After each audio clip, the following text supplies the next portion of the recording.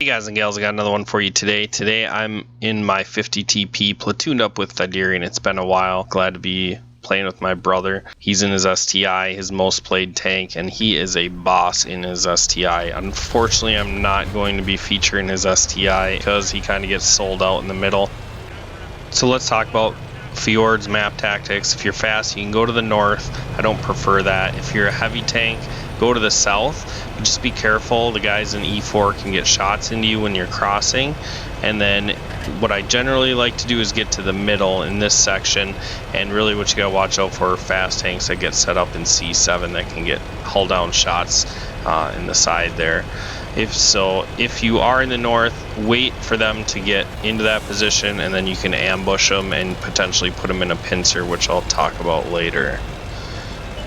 Alright, so I was headed towards middle just because me and Thyderion were talking about our previous game and what we should have done to change it. And then I realized that I needed to get to the south, so I take a hard left and I go over the hill there. And then you can see I'm taking it all the way to the edge of the water, and that's so those guys in E4 can't get shots on me if they're posted up there. So as we head over there, you can see that they're starting to make a pretty strong mid push, and they also have that scout in C7 that I talked about. They also have a lot of tanks in F3, so we should be busy over here. It's hard to say where they're exactly set up, but we haven't spotted anything yet, so I'm going to come around this corner with some aggression, get a shot into the Emil 1, and he is going to struggle to penetrate me. So he's already looking over my shoulder because he knows he can't penetrate me, and I almost have a second shell, so I'm going to release off of him, and I'm going to get my second shell into him, take him down. They got an Object 705, and they have some tanks behind. So my Panther 88 is way too wide here. But he is using the Emil as cover fire or cover protection, and then he moves up and covers a 705 on me. I am able to get a shot into the 705's lower plate. I'm backing up because I can see Artie is focusing us here, and my Patton's trying to flank him, and I don't know that's the right decision just because he has so much cover fire plus Artie protection. You're just gonna get stuck out there, Patton. Already misses a shot, and I'm really playing with fire here, but since there's a waffle spotted right there and he's not moving, I loaded an HE, and I'm hoping that I can get a full pen in his turret, and I sure do. 750, take that, buddy, enjoy that. Now I back up and I'm reloading an HE shell, but I'm trying to stay already safe. Now I realize that it's just me and the Patton, so moving up the 3 line is not really going to be effective, and we start to maneuver our pincer into the middle of the map. You can see their tanks are stuck in the middle, so I'm going to try to help my team out with that. And I am just letting my Patton die there. Maybe he can just sit still behind a rock and wait it out, but man, that sounds pretty miserable. Sorry, buddy, you went too wide. Get a nice shot into the E1 at long range. It's not something that you're going to do a lot of in the 50 TP. Every once in a while you have to have RNG on your side. Now the other thing with their push in the middle is not only do we have a pincer maneuver on them, but our Artie can generally shoot into the middle of the map. Now it depends on where you're exactly at in your artillery, but you should be able to get some shots into the middle of the map. Again, another nice shot into the E1. They start pushing the 3 line. They realize that I evacuated and the Patton was by himself, so they take him out, and now I have a lone heavy sitting on the edge down there. And now, are you kidding? The 50 TP never makes shots like this. So give it a little applause. Thank you, RNG. Now, knowing that I made that shot, I don't want to test another shot. And they have a motherland up there. That already takes the AMX 30 on my team. Shut down the motherland, and then I'm going to push forward because we have to clean up this centerpiece before we can focus back into the south. And the E1's falling back. He stops, and then he starts falling back again, and I'm able to shut him down. We got a 7 versus 7 right here, or 7 against 7 points, whatever you want to call it. Indian Panzer left on a sliver, so I'm able to shut him down. And then my full health 53 TP, well, he's got one, he's taken 1 shot. And I are gonna head south. And there's a fatherland sitting on the corner here. So I'm trying to think if I should go around the corner or if I should go through the lake. And I think we'll be able to pincer him, get one on each side, and get shots into him here. However, I am a little worried that Artie's going to be able to see me here. So I get a shot into his side, track him there.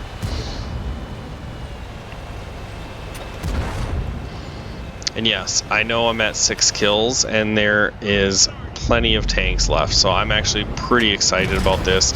And I wait a couple seconds to see if my 53 TP is going to shoot him. And I realize that it's not going to happen. I just need to get shell in. And then had I waited another second, I would have got the kill. Now, if I go back and show that I lost my commander and I have premium consumables, so I can't get my commander back in, and that might cost me this game. And I think Artie's up in like B4, which he's going to have shots down this roadway, so I don't want to assist my 2 guys. Rather, I need to go get Artie or I need to flank these guys. And as much as I want to go kill the squares, I decide that going south and helping my team is going to be the better option. And then Scout is spotted over on the 9 line, so hopefully my TD can handle him and this game should be all over.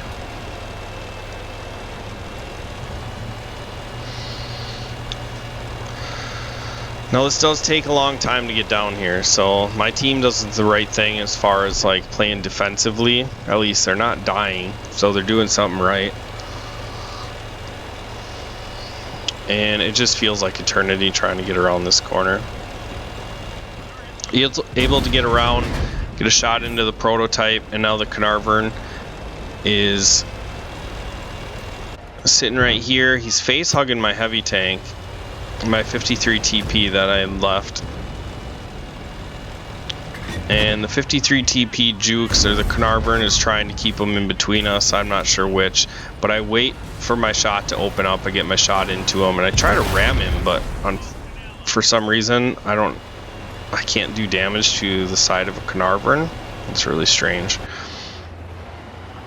Alright, but my waffle shuts down the Carnarvon. The Carnarvon takes my 53 TP, and then shortly after that, their Artie is going to take my waffle from me. So it's just me and Artie now, and their Scout is on top of my Artie. So I loaded an HE for him, and I don't get a full penetration. So unfortunately, I'm going to have to reload a shell here, and their Artie smashes my Artie, so it's just up to me against the 3 tanks. We're up to 6,700 damage, 7 kills, so even if I lose this game, it'll be back-to-back days where my heart gets ripped out of my chest. Then there's a glimmer of hope. Their Scout, assuming that's their Scout on base, decides to sit on base rather than just evacuate up the 9 line and then get around into the middle.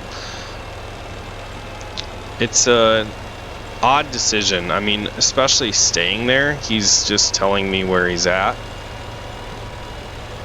Now his thought process is probably, I have to come get him, I'm gonna be spotted, his artillery should be able to shoot me and end the game.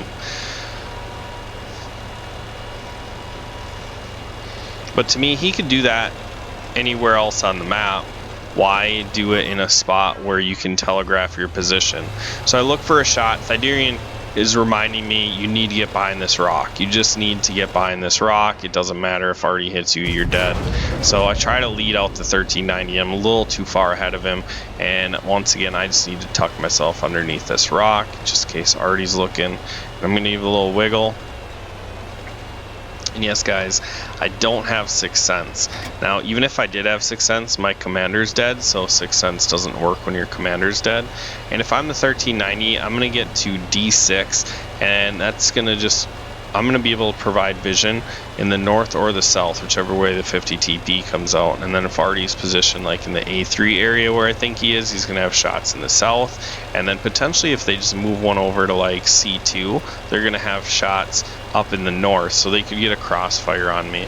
My only position that I really feel comfortable taking and being able to defend my base is going up the 9 line, because if I go down the south along the edge, I'm going to run out of time. I'm not going to be able to get back to my base to defend.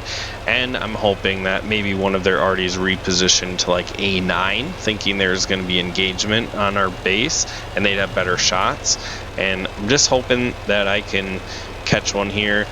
And I'm also hoping that I can outspot them because my commander's dead.